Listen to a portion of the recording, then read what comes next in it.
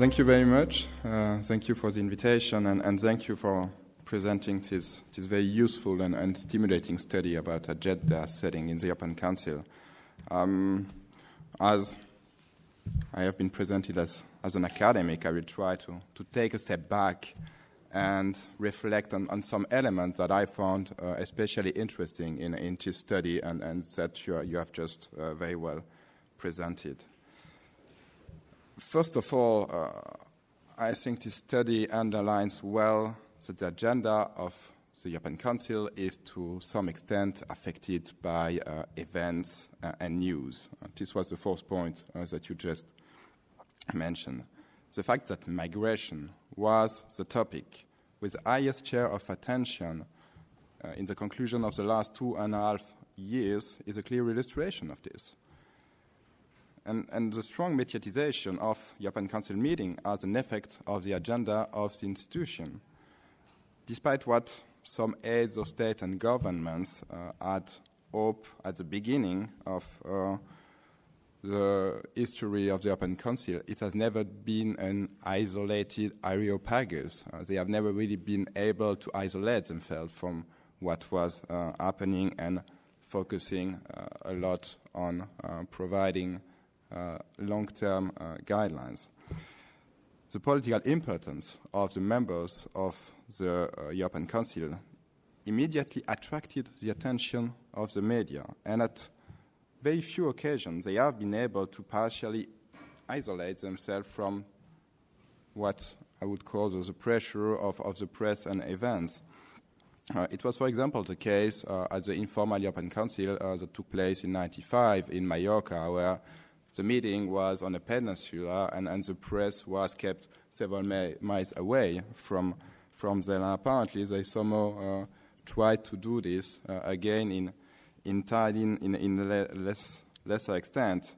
But I think that nowadays, with the immediate pressure coming through social media, with live reporting, with the high expectation towards the European Council, due to the fact that it's not a formal institution, it has become very difficult to escape from this attention.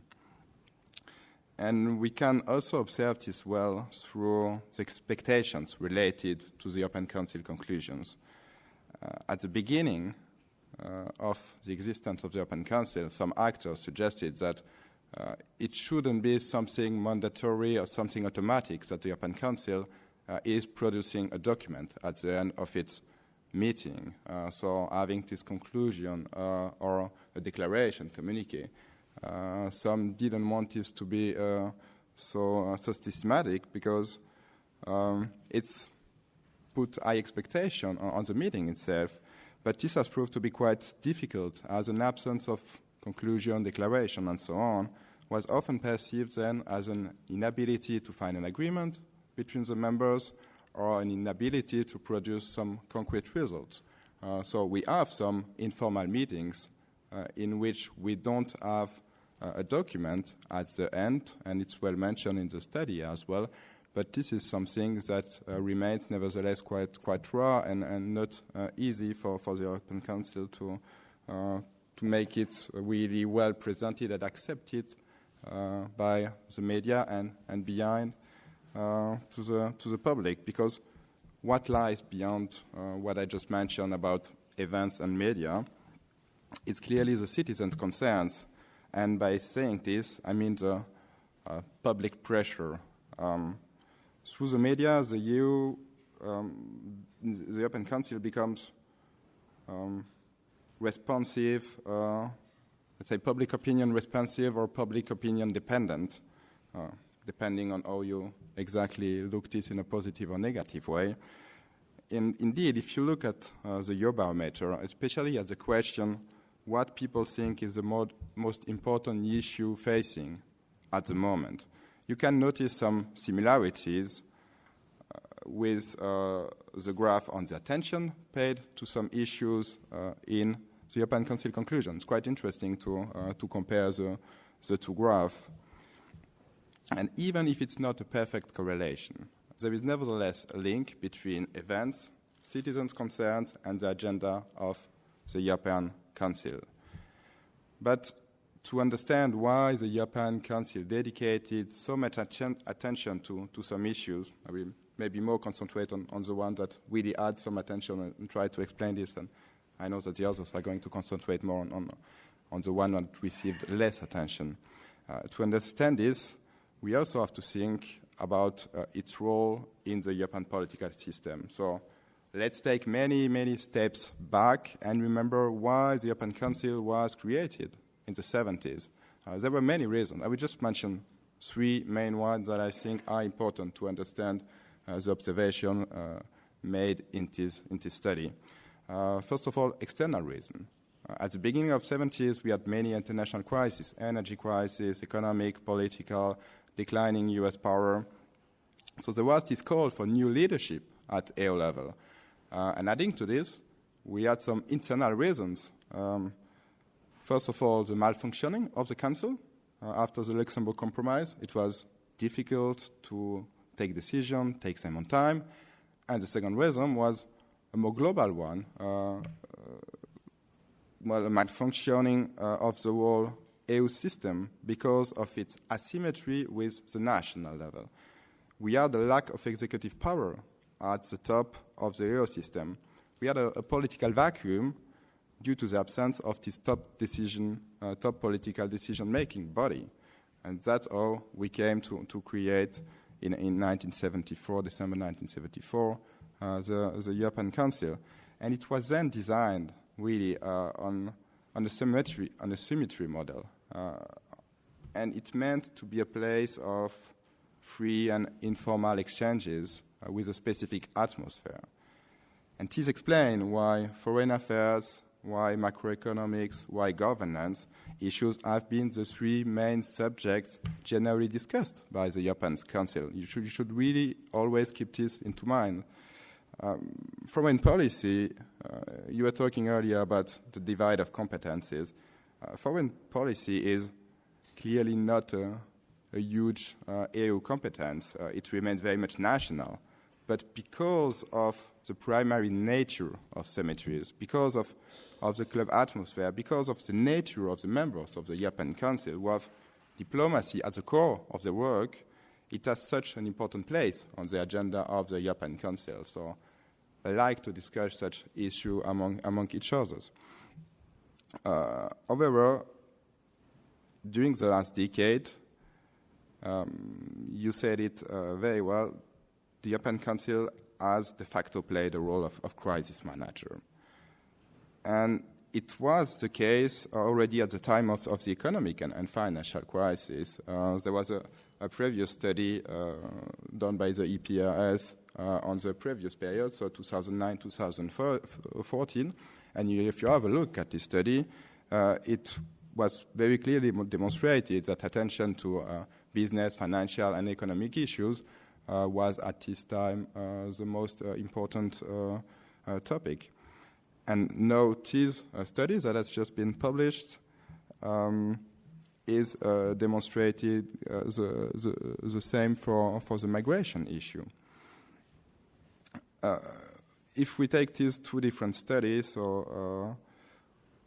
we are focused on quite specific moments for the EU, with a continuity of multiple crises, what we call a polycrisis. So we are at a specific moment, and we need to think about further, I think, about this role of the European Council as crisis manager and how it has affected its agenda. So why is it the European Council that has been acted as a crisis manager? Well, as in the 70s, to fill a political vacuum, and also obviously because of its leadership capacities, because of the power of its members, but also because it's now meets so frequently, so it's now around 8 times a year, so every 1-2 months, that it is able to regularly follow, respond to the development of crisis. So it's able to react very frequently. And finally, because the European Council is still able to be flexible enough to adapt to circumstances. We have seen this very well with one of the other crises, that the EU is facing, meaning Brexit, despite its progressive institutionalization, despite the fact that it has become more and more embedded in the EU architecture, in the EU system, despite the routines it follows as well. There are really routines that you can, patterns that you can find on the functioning of the European Council. Despite all this, the flexibility of the European Council remains an essential element of power of it. And the crisis that we have seen over the last year have offered opportunities. We first saw the developments of the Euro summits with a first meeting in 2008 after the fall of Lehman Brothers, and then other summits in the format followed, and they were progressively formalized through first a declaration and then included in the treaty on stability, coordination, and governance in the EMU. And then, as Mr. Hiller has pointed out, we are now seeing the same kind of phenomenon with the development of EU27 summits. If you look at the last year covered by the study, so between January 2016 and between June 2016 and last June, you notice that out of 13 meetings, the United Kingdom only participated to 6 of them. And for the most recent one, the Tallinn Informal Summit, it was apparently, well, I was not in Tallinn, but it was apparently not clear until the last minute if Theresa May was going to attend the meeting. And, well, I remember even an article in Politico saying that it was quite awkward now to think about meeting at 28 and that you never exactly know at which moment she is going to be invited or not. So we have really reversed the reflection. So the European Council has been playing its role of crisis manager, but even if it is able to do so, is the European Council supposed to play such a role? Do we want it to play such a role? And if we look at the formal role of the European Council as prescribed by the treaty, so if you look at the exact sentence, or that it shall provide the Union with necessary impetus for its development and define the general political direction and priorities thereof. So the Article 15, so really providing guidelines.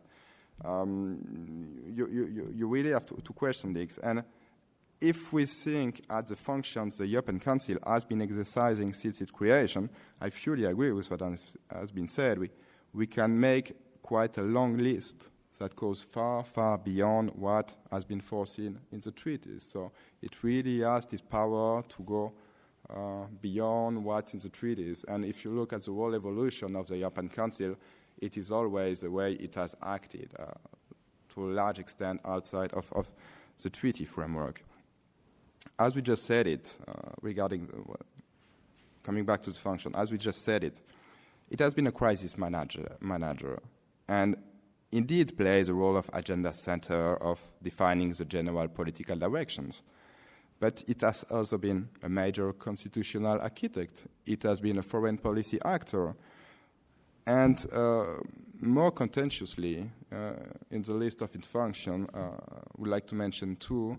There is a function, French would say, instance d'arbitrage, a kind of arbitrator to solve issues that have not managed to be agreed at lower levels, so especially on sensitive issues.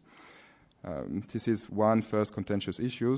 And the second one, which is even more problematic, is that it sometimes fulfills legislative task and acts as an operational actor. So in the study, it's as well explained to what extent, in the conclusion, we are dividing between being a strategic actor and an operational actor. And this is quite problematic because if you're coming back again to the Article 15 of the Lisbon Treaty, it's very clear that the European Council shall not exercise legislative function. And, well, it wasn't so long time ago. I remember the European Council in 2008, so just before the entry into force of the Lisbon Treaty, the European Council went really into the details of negotiating the climate and energy package deal. So they really went very far into the details of the proposed text. But the European Council is not the best place for too technical discussion. Not only is the time limited, but the expertise in the room is limited as well, especially now that the audience, well, the number of people in the room has been reduced as much as possible. To conclude, if I still have 2 minutes, I just want to make a last general remark. I think this study is a very good and interesting analysis, but as I'm an academic, I like to make some critical reflections. And I think there is nevertheless a limit related to the empirical material that is used, so meaning the conclusions of the European Council. They often do not entirely reflect the content of the meeting. What has really been discussed, what's in the text and what is not in the text. So can we really explain the allocation of attention dedicated to different policy issues through the European Council conclusions? And we know that the most important part of the meeting and is often the most informal one, so the diner at the end of the day, and this is something that is not entirely then often reflected in the conclusion. And several authors, actors that have worked very closely or inside the European Council have underlined that indeed the conclusions do not necessarily reflect the meeting itself, as they are also the results of a long preparation in advance. And this has been nevertheless partially reduced by the frequency of the meetings. You have less time then to really prepare the meetings, and you also have the limitations in terms of the size of the conclusion. So in the 90s we had very, very long conclusion, and it has now been it has then been reduced to maximum 15 pages with Helsinki. And now, theoretically, the conclusions are respecting these limits. But most of the points of the conclusion are still approved before the meeting and not discussed during the meeting itself.